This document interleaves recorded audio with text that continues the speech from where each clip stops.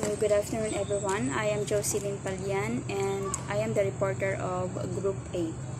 So, my part is Exhibit 8, Illustrative Balance Sheets of Mariflor de Vera Corporation, balance sheet as of December 31, 2005 and 2006.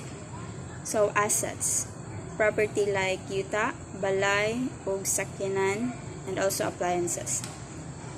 Current assets, mabaligya, consume, gamitonon sa kampanya like office supplies, product, and etc. So,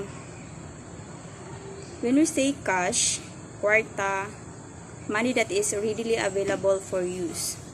So, dinhi akong Mariflor de Vera Corporation, ang iyang cash is 82,700,000 pesos. So, ang mga number dinhi is given na siya.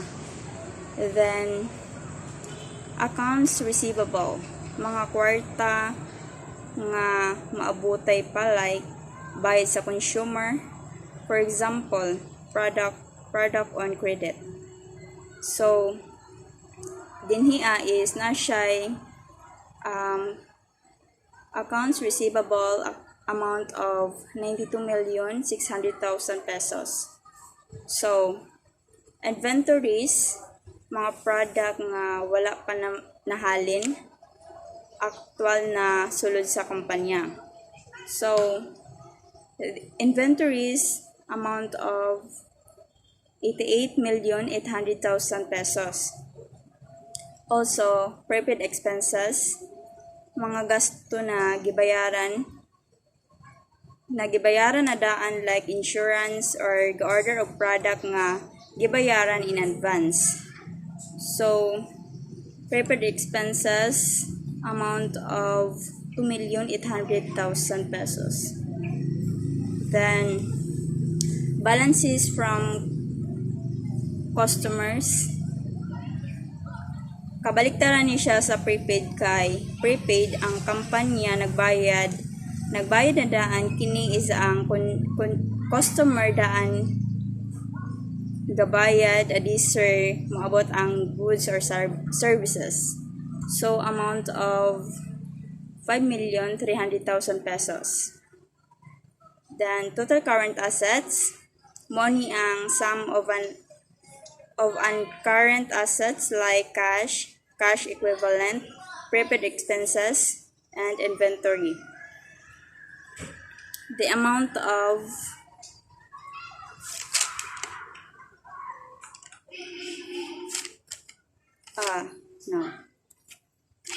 inventory properties. So, property, plant, and equipment. Long-term assets like building, vehicles, machines, and equipment. Less accommodation, depreciation. So, naano siya amount of 101,200,000 pesos. So, when we say less accommodated depreciation, marag value sa imong property nga nagkaanam og gamay ang kantidad na ipag-ubos sa rate kay nagkadaan man sa sama sa sakyanan or property. And then, net property, plant, and equipment. So, the amount of 114 million pesos.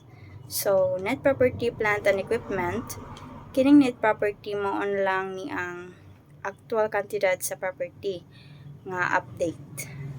Then,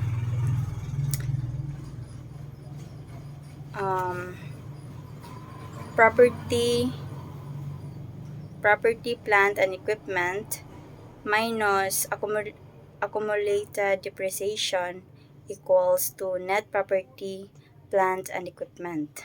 Then, other assets like security, mo ni siya nagkantidad og 3,100,000 pesos. Then, total assets, the amount of 389,300,000 pesos. So, total ni siya sa tanang asset sa kampanya.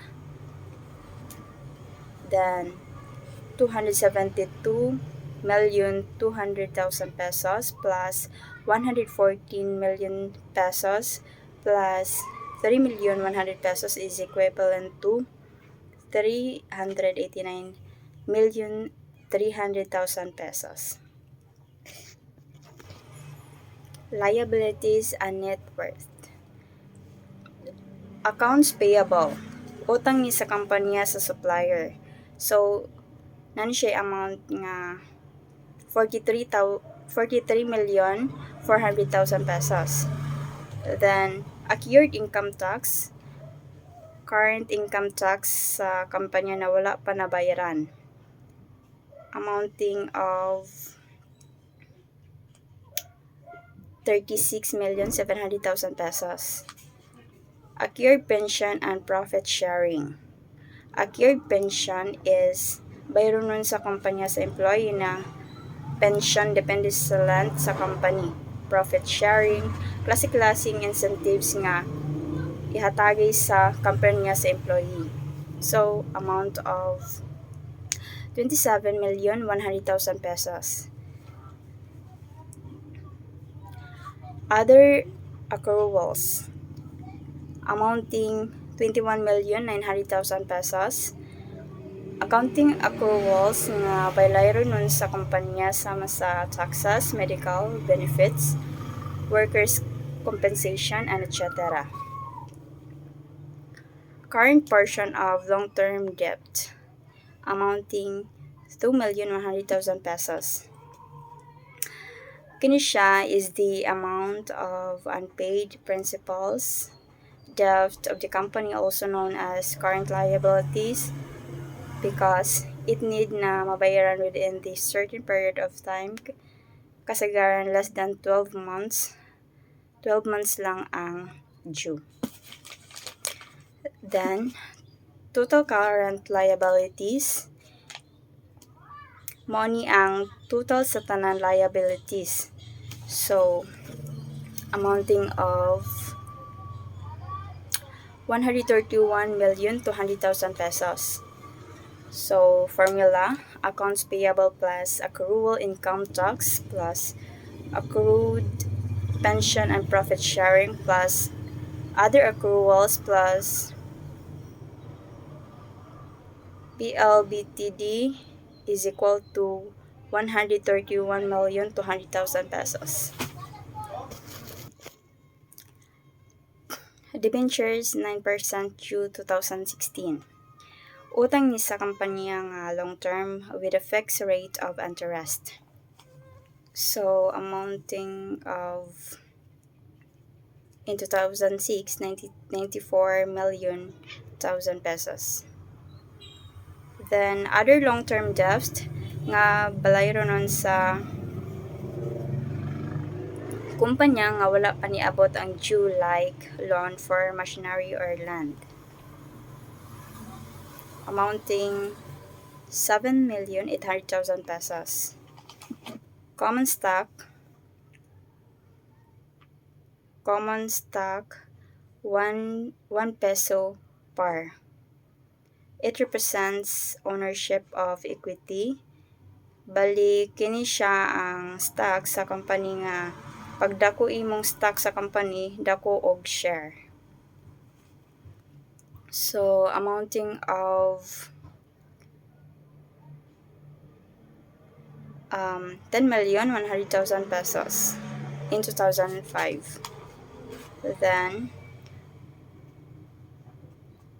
paid and surplus amounting 25,100,000 pesos.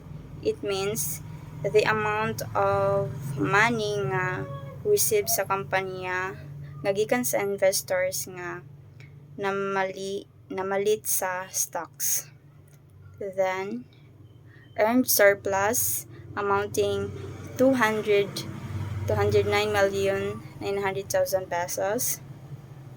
It means money siya ang hinlo sa profit income og sa mga deductions sa losses of distribution sa stocks holders og kini siya walay tax. Then total liabilities and network. So i-add gikan total current liabilities padulong earned surplus total of 389,300,000 pesos. Exhibit 9 Illustrative Income Statement Marley Flor de Vera Corporation Income Statement for the year ending December 31, 2005 and 2006. So,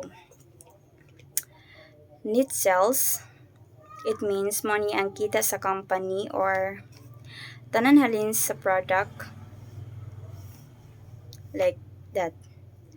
So, amounting 655,100,000 pesos. Then, cost of goods and services. Money ang nagasto sa pag-purchase items or money ang puhunan sa product o kapil po diri ang pagsweldo sa mga workers o uban pang serbisyo. Amounting of 460,900,000 pesos. Gross profit, money ang profit sa business after nimo i-subtract ang net sales. Cost of goods and services is equal to gross profit, amounting 194,200,000 pesos. So, 655,100,000 pesos minus 460,900,000 pesos is equal to 194,200,000 pesos. So, selling general and administrative expenses amounting 98,300,000 pesos. So, mo ni ang inadlaw-adlaw na gasto sa kampanya sama sa shipping, delivery, charges, marketing, advertising, promotional expenses, and etc. Employees' profit sharing and retirement amounting 26,900,000 pesos. So, mo ni ang paghatag og share or porsyento sa kampanya para sa ilang trabahante base sa kita sa kampanya either quarterly or annually. Operating profit amounting 69 million pesos. So, mo ni ang profit sa kampanya after ma-subtract ang gross profit minus selling general.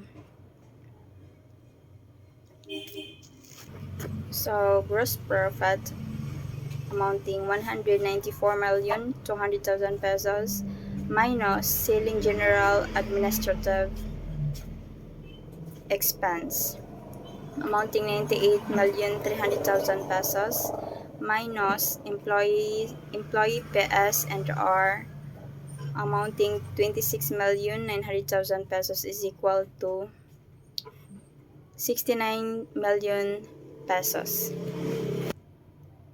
So, other income amounting 1,100,000 pesos. Income that does not come from a company's main business, example, regalo gikan sa lahi na company or individuals, or nagbaligya ang company of fixed assets sama sa mga heavy equipment. Interest paid amounting 1,000,000 pesos.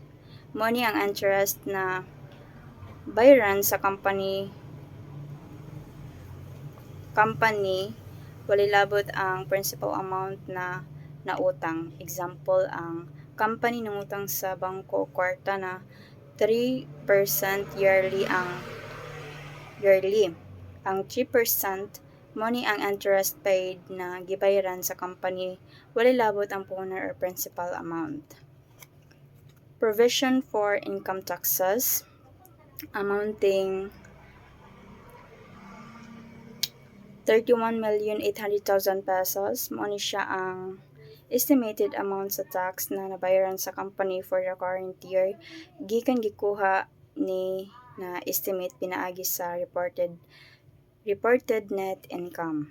Then, net profit mao ni ang hinlo nakita sa company after gideduct ang tanan gasto, taxes og uban pang expenses amounting 37,300,000 pesos. So, current ratio is simply a basis kung nakita ba ang kampanya ug kung kaya ba sa kita na bayaran ang mga liabilities and obligations sa company. Like for example sa 2006 natay current assets of 395,600,000 pesos. Current liabilities 176,500,000 pesos. So 395,600,000 pesos divided by 176,500,000 pesos is equal to 2.24. Money ang current ratio. So it means na 2.24 times na mas dako ang kita kaysa balay runon. O it is widely believed nga pag current ratio is 2 pataas na meet sa firm or company ang margin of safety. And that's all my part. Thank you.